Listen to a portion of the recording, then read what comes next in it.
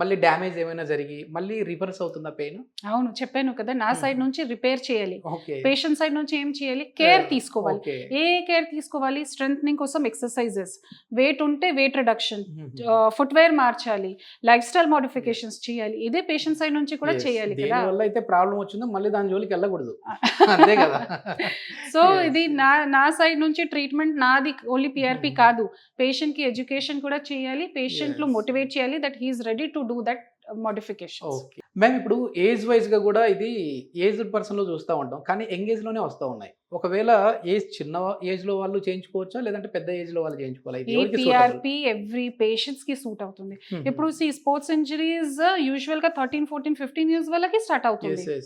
And మోకాల అరుగుదల are degenerative conditions 80, 90 వాళ్ళకి కూడా స్టార్ట్ అవుతుంది. ఇది this is what patients Rakt లోనే రక్త్ కనాల్ ఎక్స్ట్రాక్ట్ చేస్తాము. సో ఎవ్రీ ఏజ్ కి సూట్ అవుతుంది ఇది.